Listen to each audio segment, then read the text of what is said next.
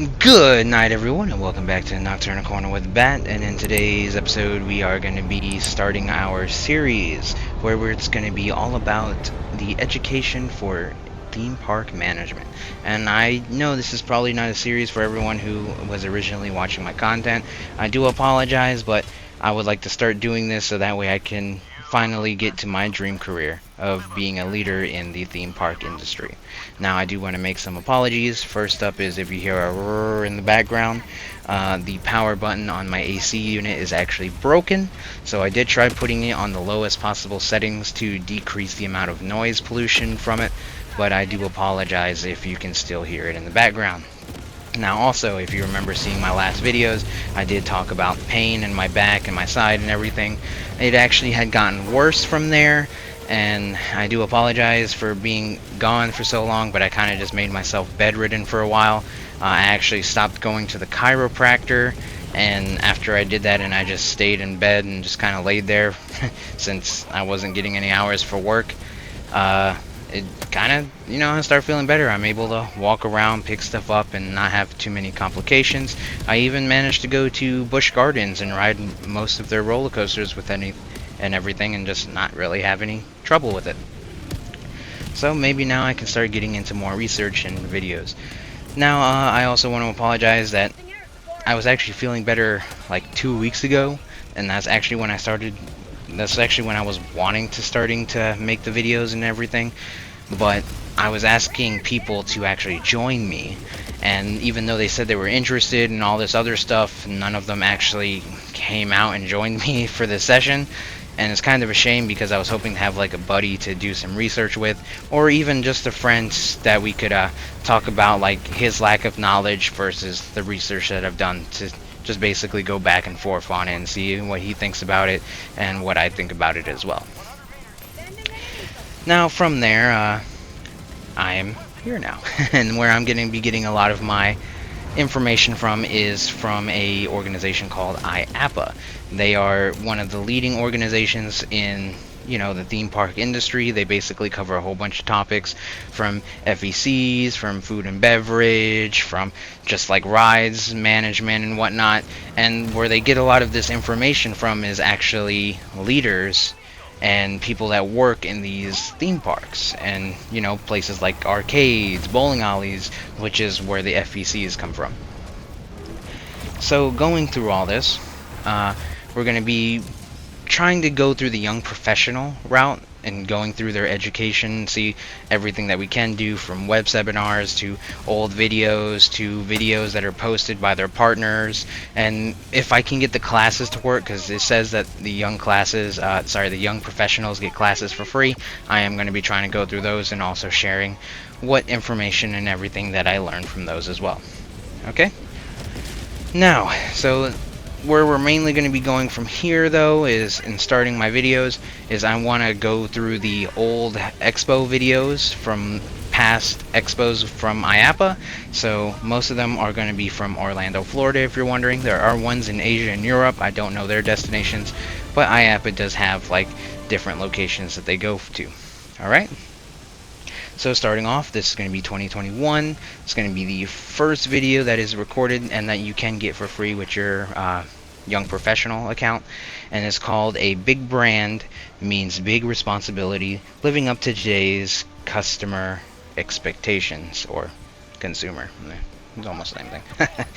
But I also want to give some credit. I want to give the names of all the speakers and what they will be talking about. So I'm going to start out by giving their names. I do apologize if I say their names wrong. If you've ever seen my other videos, I struggle with names. I struggle with reading. Also, I'm not going to be cursing as much as I did anymore. I gotta better myself if I want to go into an industry like this. There is going to be a bunch of families, and families is going to have kids of multiple ages, and I'm sure parents don't want you dropping F-bombs in front of their kids all the time, just to be a bit more professional. Alright? I'll save that for when I'm making jokes with my employees. Okay, so starting off, we're going to have our moderator. This is Jessica Van Dyke. She is a VP from a company called Event Network. I'm not really too sure about that company, but that's her. She's the one that's going to be introducing our speakers for their classes. And the first one is going to be Evan Barniskis. Evan Barniskis. I think I said his name right. He is a VP for Mote Marine Laboratory and Aquarium down in Florida. I think it was like Minnesota, Florida, something like that.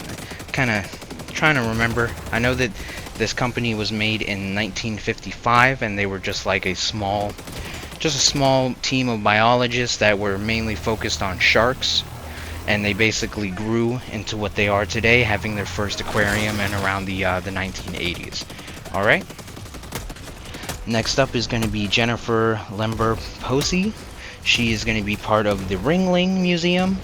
And lastly, the last speaker is going to be Elaine St. George from the Hershey Company. And what they're basically all going to be talking about is Evan is going to be going through conservation and stability.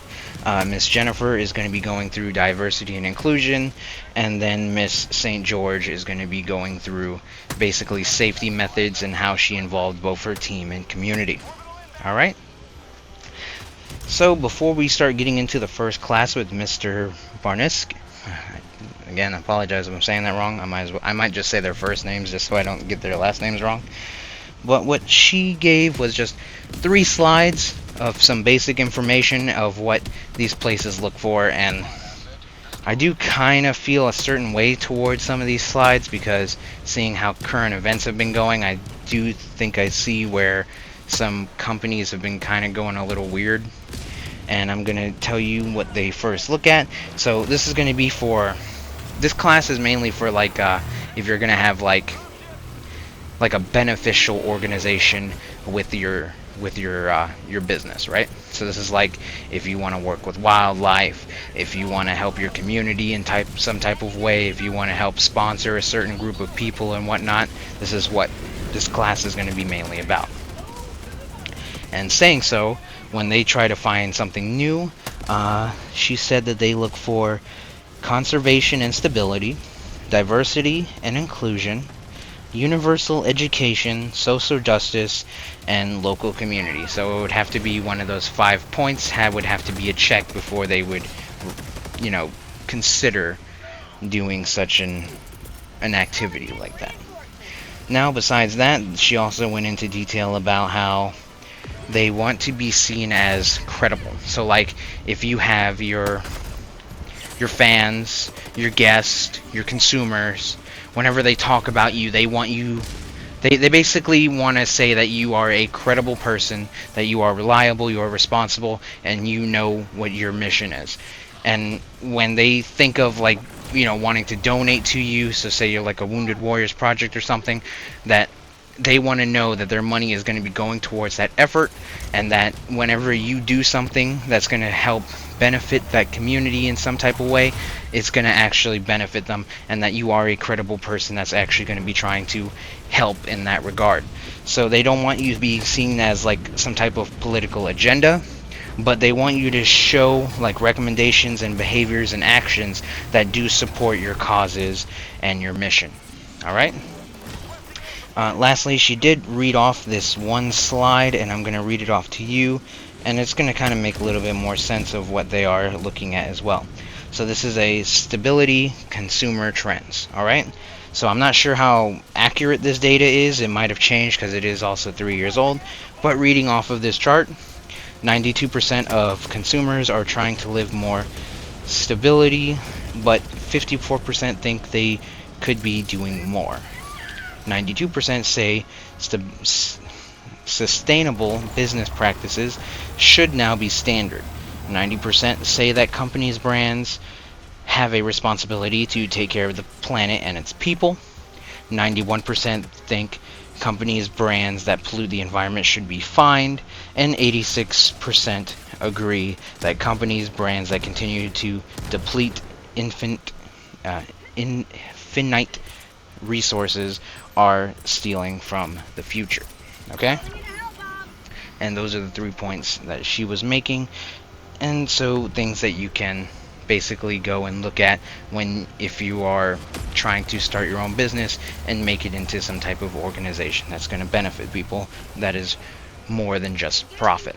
Alright? So, like I said, we're going to be going into our first talking point with Mr.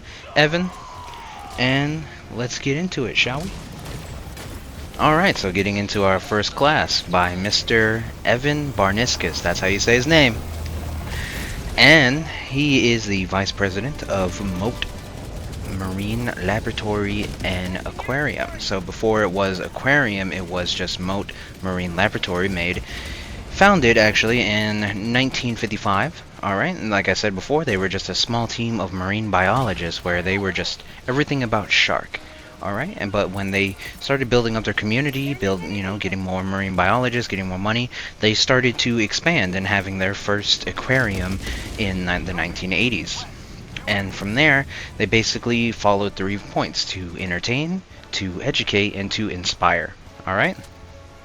And from there, basically they were able to do more than just sharks. In the video, he actually explained how they were able to work with, researching into coral and even being able to plant more so that way you can find the conservation in coral, researching into sea turtles, and also even researching into manatees. Alright?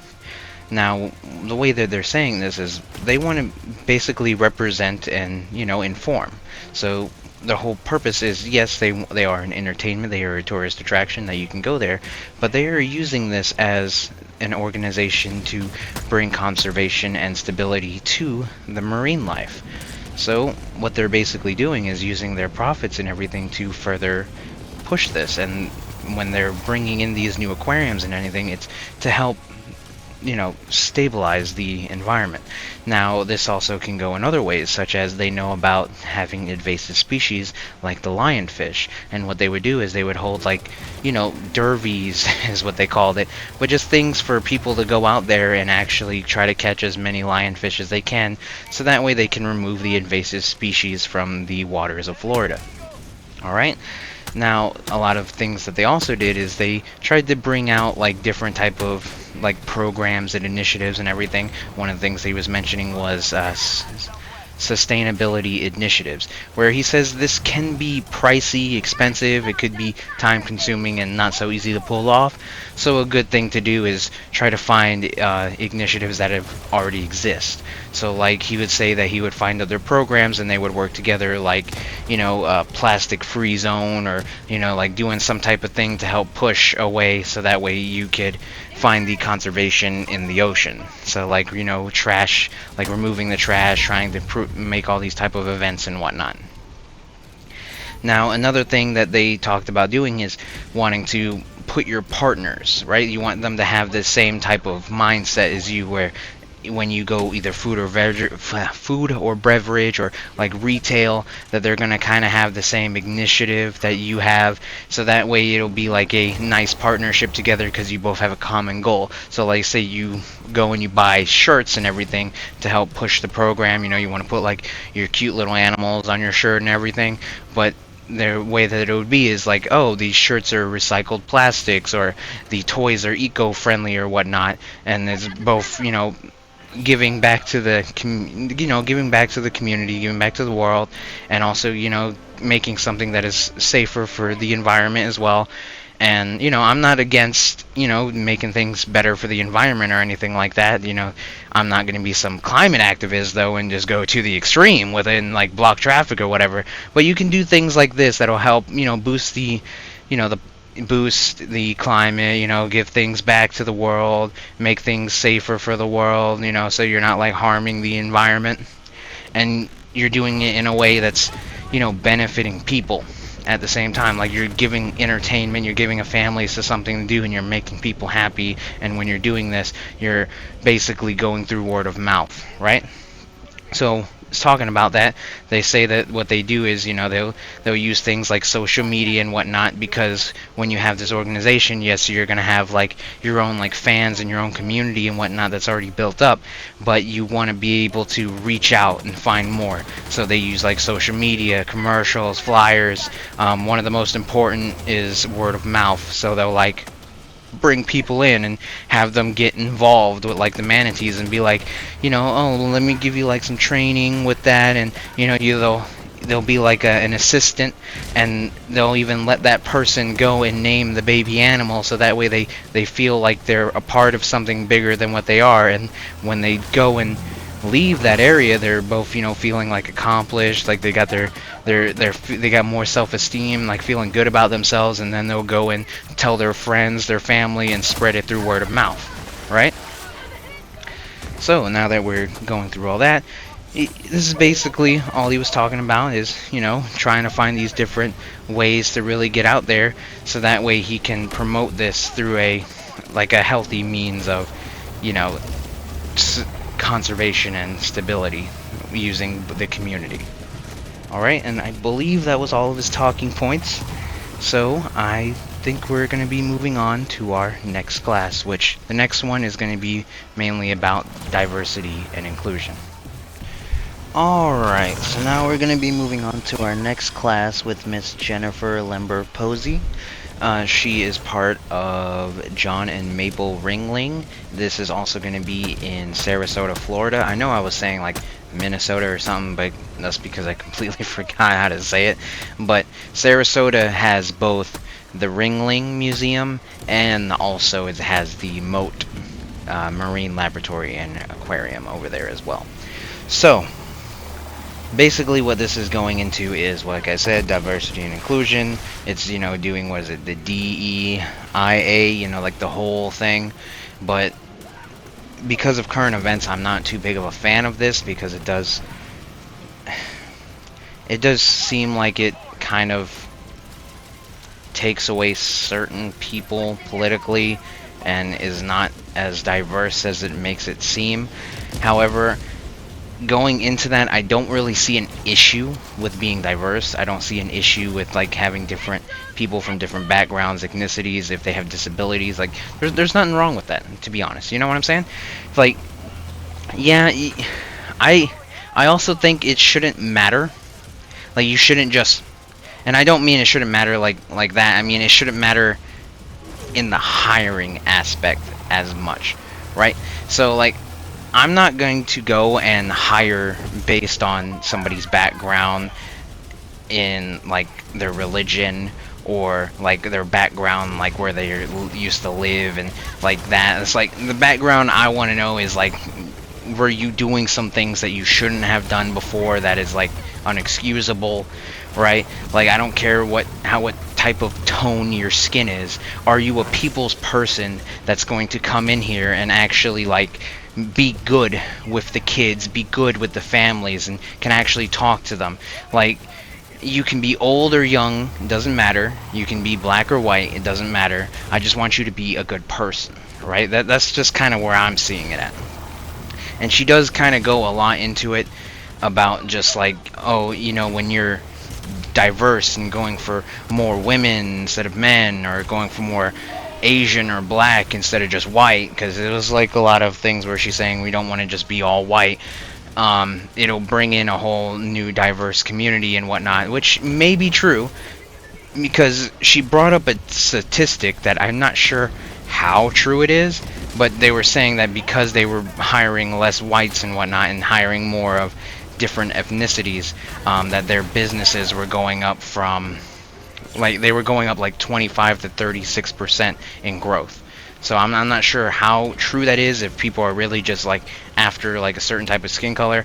But for me, since I want to do an American theme park that's for the veterans and whatnot, there is no organization or job or anything that is more diverse than the United States military. That's my opinion. And then even if you go into different type of areas, so say like it's a more African area, it's a more Cuban area, it's a more Hispanic type of area, right? Or if it's more of a white area, you know, you could even say that police departments, like firefighters and whatnot, are also very diverse organizations, because they'll have like different types of people and everything with the common goal of doing their job of protecting the community.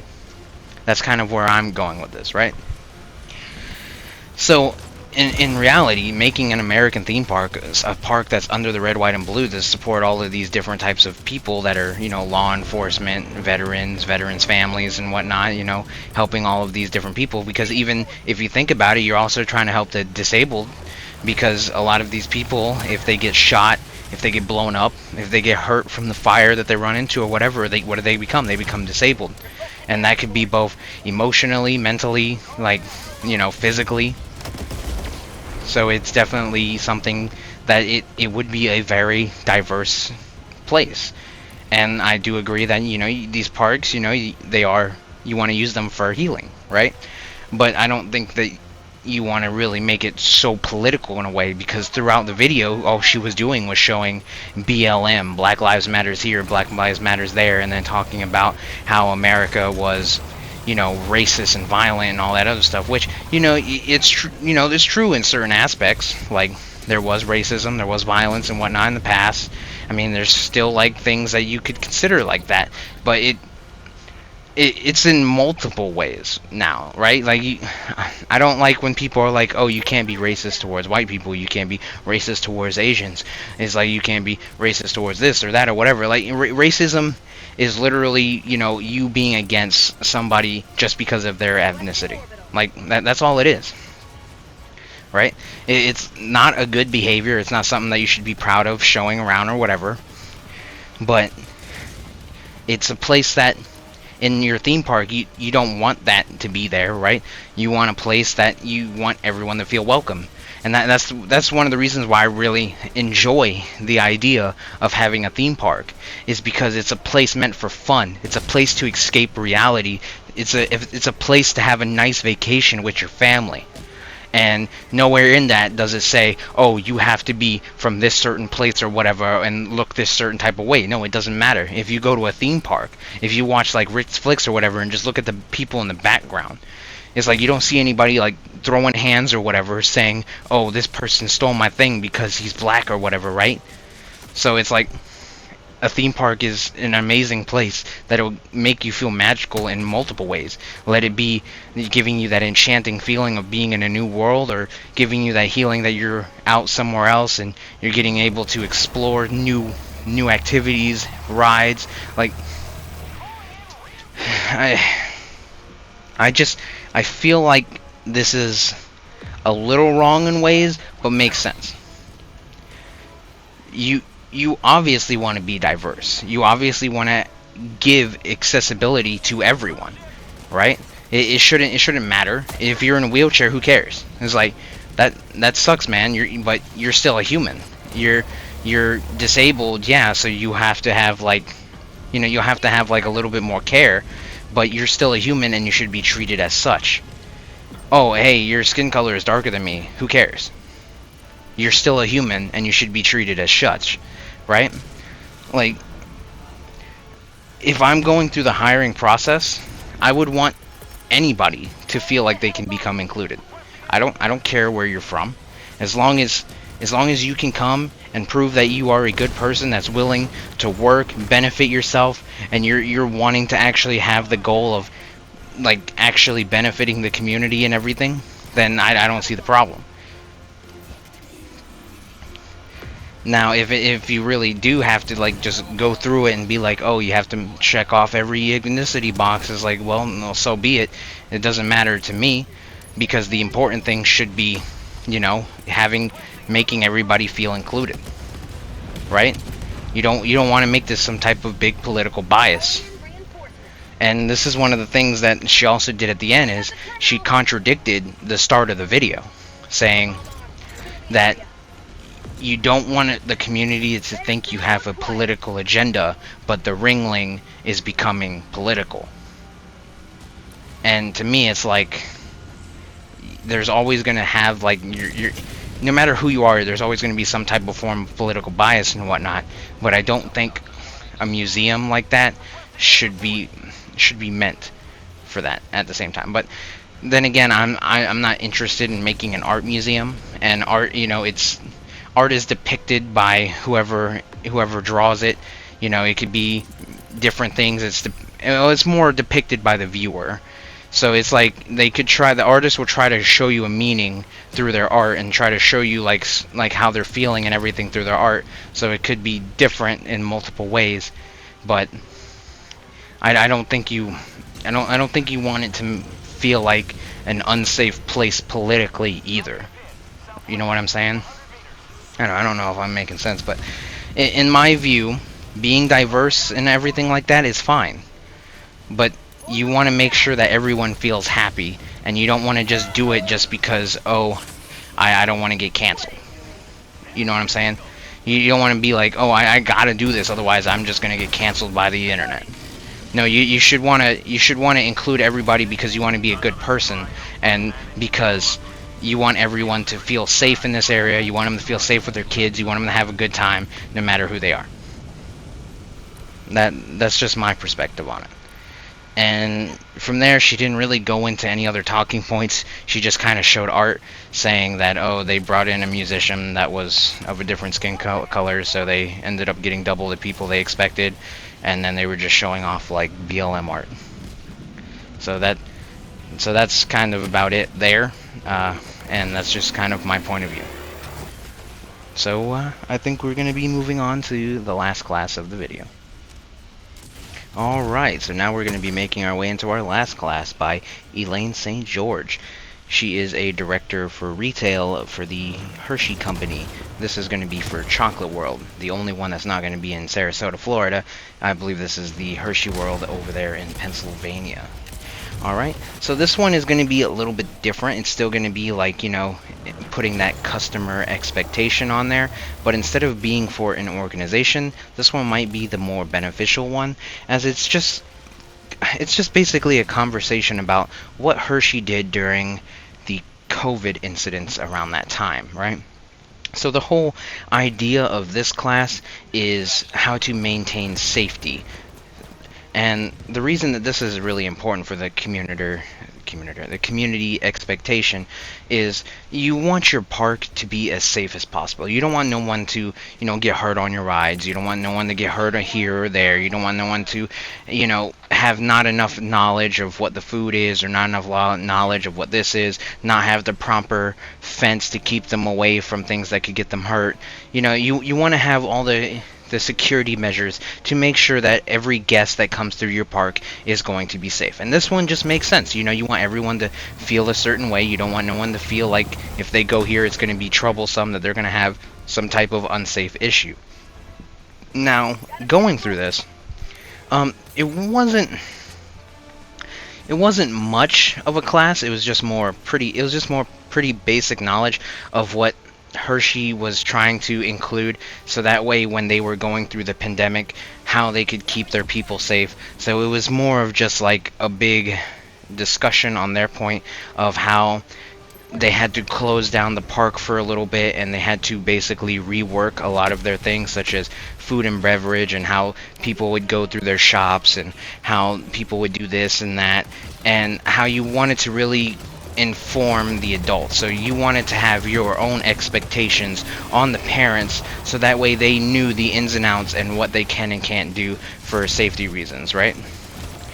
Now, a lot of the things that they did that they were including was rechanging their cafeterias, rechanging like the lines where they were adding the big, you know, the big stickers to the floor, so that way people knew the 6-foot social distancing, right? Another thing that they were doing was they were including like certain type of apps and new technologies in there to make people more comfortable. So instead of just having somebody stand by the door and just check everyone, they were having a device on a pole that would just like, you would just lean into it, it would check your temperature and let you move in, which in a way could be beneficial for speed, because you know, in a park you never want people to be stuck in a line for too long. You want to have everybody moving along as quickly as they can, so that way no one's getting stuck and left behind.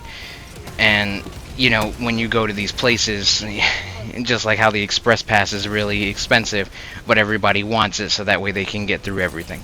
They also had to try to rework the outdoors and the inside, so that way, you know, if it's raining or anything, people won't just rush into there and then get all crowded, and then everyone's, you know, getting all together and people are getting sick all together, right? So they had to put all of these expectations, and they were using like different apps on like their phones and everything, and apps that people like parents could download, so that way they could keep track of the rides, and then people don't have to stand in these long lines, and they could keep the social distancing in the line queues. Uh, One of the things that they also included was they came up with their own weather app, so that way people knew, the type of weather that's going to be that day and if they're going to have to find shelter or whatnot, but also still keeping within the guidelines of the park.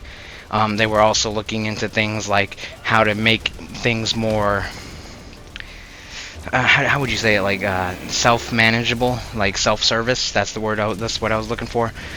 So that way people aren't. So that way to minimize the interaction between the people. One of the things that I liked the most out of it was them talking about using the characters for storytelling. So like making their own like chocolate characters, which I saw they had the Hershey character, they had the Kiss girl, they had the Reese's guy, and then they added a new character that they were saying, which was the Mr. Goodbar. And his whole thing was promoting safety. So that way people, it's a way for the kids to like it, and it's a way for like that safety culture getting more things involved with people. One of the other things they were talking about is when they were putting people on lines and whatnot, that they were adding like funny stickers and stuff, ways to try to entertain people without actually being there. All right, so I mean, this one was pretty more basic. It was just like a rundown on what you can do if like if this if another pandemic was gonna happen. So nothing like too complicated, but still, still important information, and it's still gonna run against those lines of what people are going to be expecting when they come to your park. So of course, safety, anyone could tell you that safety is going to be one of those basic things that you are going to always want, so that way people feel inclined to come to your park, because if you are lacking in that department, there's going to be a case of, maybe no one's going to actually want to come to your park. So keeping the community safe, and that includes your workers, is rather important. All right, and I think that's about it. I didn't see people really asking questions at the end towards any of this, so this kind of does it for this video. Like I said, this was mainly, it was just, you had your how can you benefit the community and the environment in that conservation and stability, and then the next one was the diversity and inclusion talk, where that one's kind of like a mixed bag, and it's also hard not to get political with that type of thing. And then lastly, it's just, the standard guest stuff, that when they come to your park, you want them to feel safe, you want them to have convenience, but you also want them to have that good time.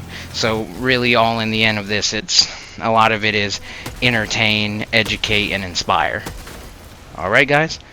Well, anyways, that's about it. If anyone ever sees this and they want to ask questions, or if they have their own type of insights on the parks, I'm always willing to listen. Like, I'm in a place where I'm just trying to learn as much as I can, so if you are somebody that actually works in these parks or has worked, you can always message in the thing, and then maybe we could try to see if we could chat somewhere in one of these texting groups or whatnot. Alright? Anyways, I'm gonna let the rest of this gameplay run out. I thought it was pretty good, that's why I have it in the background. So if anyone has any other questions or anything, I'm always active in the chat box at the bottom. And I hope all of you guys have a great night, and I appreciate you taking the time to spend this learning experience with me. So I'll see you guys next time, and thank you for watching. Oh, and don't forget to like and subscribe. See ya. Tagging map. 100 meters. Tagging location.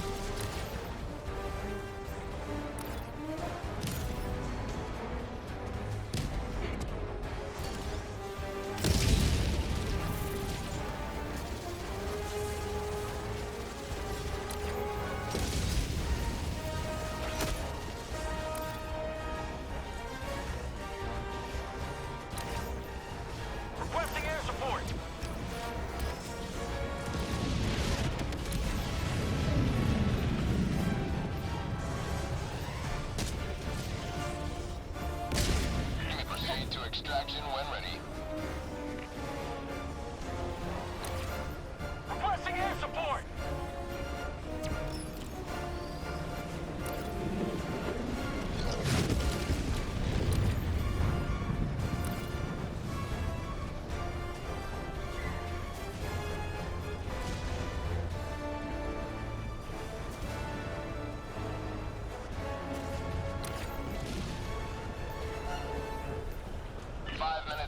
We can't stay this low much longer, Helldiver. Liberty, save me!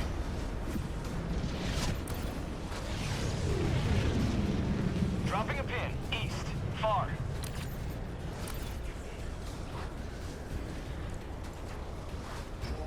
Bot outpost. Requesting orbital. Additional reinforcement funding approved.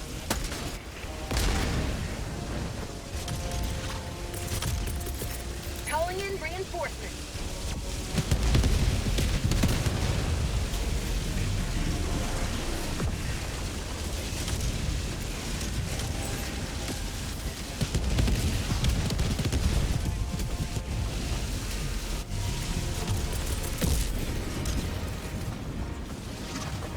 Sending in an eagle. Sending in an eagle! On its way.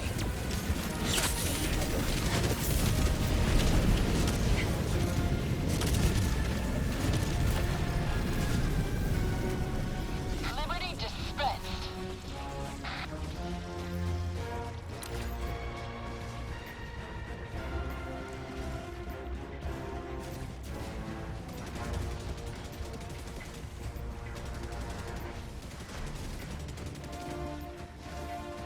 Extraction is available.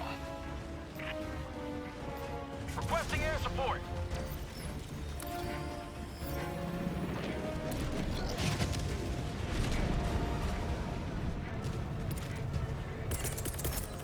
Calling down supplies. Requesting air support. Calling in extraction.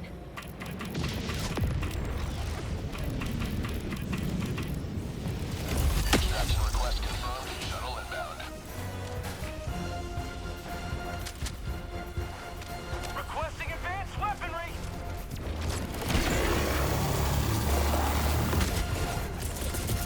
Requesting air support.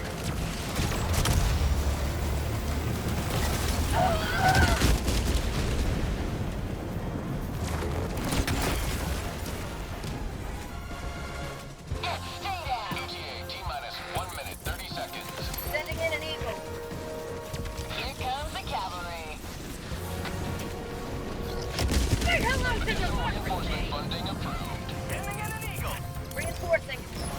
Eagle 1 returning to destroyer for resupply.